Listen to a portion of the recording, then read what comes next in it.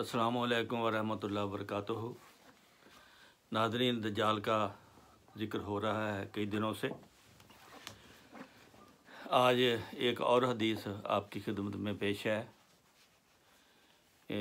ये बार बार और मुख्तलिफ अहादीस जो हैं इसकी अहमियत ज़ाहिर करती हैं कि ये कितना ख़तरनाक उस ज़माने में मामला होगा।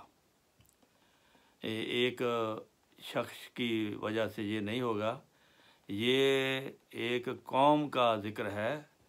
कौमों के बारे में ये इनकलाब जो इस ज़माने में बताया गया है दज्जाल की वजह से। तो हज़रत अनस रज़ी अल्लाह ताला अन्हु बयान करते हैं कि हज़रत सल्लल्लाहु अलैहि वसल्लम ने फरमाया कि 70,000 तिलसान पोश यहूदी दज्जाल का साथ देंगे। अब ये छोटी सी हदीस है। तिलसान पोश यहूदी दज्जाल का साथ देंगे, यानी यहूदी कहाँ है आजकल? यहूदी इसराइल में है, यहूदी अमेरिका में है, यहूदी सारी दुनिया में है। जो 70,000 से कुछ ज़्यादा ही होंगे, लेकिन वो दज्जाल का साथ देंगे। अब अमेरिका में जो भी सियासत चलती है वो यहूदियों के ताबे है, इसलिए ज़्यादा कारोबार जो है दज्जालियत का जो अमेरिका से ही शुरू होता है। फिर अगली हदीस में हज़रत अबू हुरैरा बयान करते हैं कि हज़रत सल्लल्लाहु अलैहि वसल्लम ने फरमाया, क़यामत के आने से पहले मुसलमानों की यहूदियों से एक शदीद जंग होगी। इस जंग में यूँ होगा कि अगर यहूदी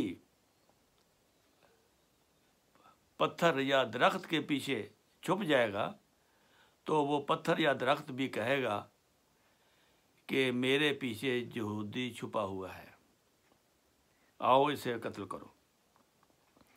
लेकिन गरकद नामी दरख्त है, वो इस खलूस का मज़ारा नहीं करेगा, क्योंकि वो यहूदियों का ख़ास दरख्त है। इसलिए मुसलमानों से उसकी हमदर्दी की उम्मीद नहीं की जा सकती। ये भी गालबन ताबीर तलब एक कशफी नज़ारा है जो हज़रत रसूल करीम सल्लल्लाहु अलैहि वसल्लम को दिखाया गया। तो यहूदियों की ये आपने चंद एक सिफ़ात सुन ली हैं। अब एक और हदीस आपको सुनाता हूँ। हज़रत अबू हुरैरा रज़ी अल्लाह ताला अन्हु बयान करते हैं कि हज़रत सल्लल्लाहु अलैहि वसल्लम ने फरमाया कि आखिरी ज़माने में कुछ दज्जाल ज़ाहिर होंगे। कुछ दज्जाल, इसका मतलब एक नहीं है। मुल्कों मुल्क दज्जाल भी हो सकते हैं। यूरोप है, अमेरिका है, ऑस्ट्रेलिया है, कनाडा है, रूस है, कहीं से भी दज्जाल पैदा हो सकते हैं, इज्तिमाई तौर पर भी और अकेले अकेले भी। फरमाया कि दज्जाल ज़ाहिर होंगे जो दुनिया और पैसा के ज़ोर पर दीन को फैलाएंगे या अपनी सियासत को फैलाएंगे। लालच के ज़रिए लोगों के ज़मीर ख़रीदेंगे। लो जी, ये बात हो गई। लालच के ज़रिए लोगों के ज़मीर ख़रीदेंगे। ये तो हमारे सामने पाकिस्तान में ख़रीदा गया ज़मीर लालच देकर। सिर्फ ज़मीर ही नहीं ख़रीदा गया बल्कि अदारे भी ख़रीदे गए।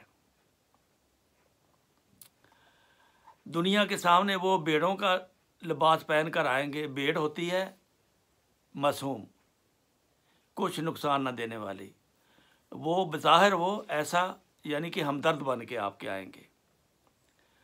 बड़े नरम मिजाज, ठंडी तबीयत, ज़बान शहद से भी ज़्यादा मीठी होंगी। अपनी चिकनी चुपड़ी मीठी मीठी बातों से लोगों का दीन बदलने की कोशिश करेंगे। यानी कि अकीदा क्या है? इस्लाम में है कि अहद بد عہدی نہ کرو، لیکن وہ بد عہدی کریں گے پیسے لے کر۔ یہی دین کا بدلنا ہے کہ وہ اپنے دین پر عمل نہیں کریں گے، وہ دھوکہ میں آ کر دھوکہ دہی کریں گے۔ اور ان کے دل بیڑیوں کیسے ہوں گے، یعنی اندر سے ان کی نیتیں سخت خراب اور ان کے ارادے بڑے خطرناک ہوں گے۔ اللہ تعالیٰ فرماتا ہے کہ میرے علم کی وجہ سے ان کو دھوکہ لگا ہے اور میرے خلاف ایسی ناروا جرت کی ہے، میں اپنی ذات کی قسم کھاتا ہوں کہ میں انہی میں سے، ان کے اندر سے ہی ایسے فتنہ گار پیدا کروں گا کہ ان کے فتنوں اور کارستانیوں کو دیکھ کر عقل مند دانا حیران شدہ رہ جائیں گے۔ تو یہ ہے حدیث شریف میں ہمیں بتایا ہے کہ اس قسم کا دجال آئے گا جس کا آپ مقابلہ نہیں کر سکیں گے۔ وہ زبان کے میٹھے ہوں گے لیکن اندر سے وہ انہوں نے چھری پکڑی ہوگی، آپ کی جڑیں کاٹیں گے۔ تو اللہ تعالیٰ ہمیں دجال کی دجالیت سے محفوظ رکھے،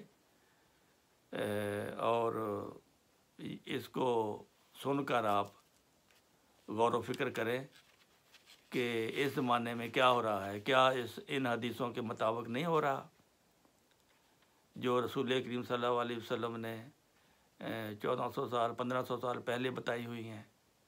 اس کے مطابق آج وہی کچھ ہو رہا ہے، ضمیر بھی خریدے جا رہے ہیں، حکومتیں الٹائی پلٹائی جا رہی ہیں، مرضی سے کسی کو امیر کر دیتے ہیں پیسے دے کر، کسی کو جنگ میں جونک کر ذلیل کر دیتے ہیں، ان کی دنیا میں وہ اپنے آپ کو سردار سمجھتے ہیں، اپنا آرڈر سمجھتے ہیں۔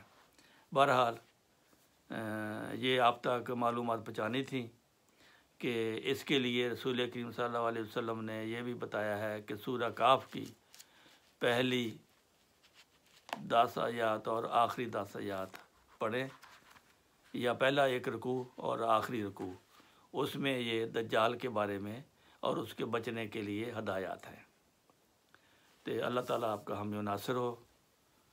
تو پھر درخواست کرتا ہوں کہ چینل کو سبسکرائب کریں اور شیئر کریں اور بیل آئیکن دبائیں۔ السلام علیکم ورحمۃ اللہ وبرکاتہ۔